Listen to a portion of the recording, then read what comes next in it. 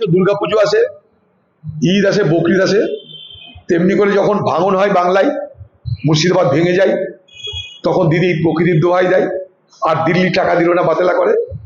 আর বন্যার সময় বিশেষ করে ঘাটাল এলাকায়, মেদিনীপুর, বর্ধমান এই এলাকায় যখন বন্যা হয়, তখন ডিবিসির উপরে দোষ চাপিয়ে দেয়। অথচ ডিবিসি জল ছাড়ার আগে পশ্চিমবঙ্গ সরকারের যারা প্রতিনিধি, তারা যে সিগনেচার করিয়ে তারা জল ছাড়ে। দিদি এটা সরকারিভাবে বলছেন না কেন? আপনি এপিডেভিট করে বলুন যে আপনার সরকারকে অন্ধকারে রেখে জল ছাড়াইছে, ক্ষমতা আছে আপনার, এপিডেভিট করে বলুন। আপনি কত চালাকি করবেন আপনি আর বাংলা মানুষের সঙ্গে?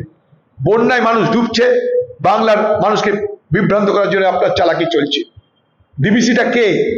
ডিবিসিতে রাজ্যের অংশ আছে, ডিবিসি একা কিছু ব্যক্তি নয়, ডিবিসি কোনো পার্টির না, ডিবিসিতে রাজ্যের অংশ আছে। পশ্চিমবঙ্গ ডিবিসির একটা স্টেক হোল্ডার। মিথ্যা কথা বলছেন আপনি। আমি তার বিরুদ্ধে হাইকোর্ট করেছি আপনার এই ধরিবাজি, এই চালাকির বিরুদ্ধে। হাইকোর্টে দ্রুত ওই গত বছর করেছিলাম আমি, এখনো পর্যন্ত তার ডেট পাচ্ছি না, তার সওয়াল হচ্ছে না।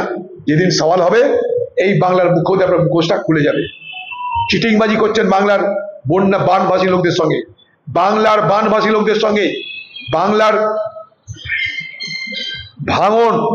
ভাঙনের জন্য যে মুর্শিদাবাদ, মালদার যে সমস্ত মানুষের সবকিছু হারিয়ে গেল, তাদের সঙ্গে আপনি চালাকি করছেন, চিটিংবাজি করছেন। মালদায়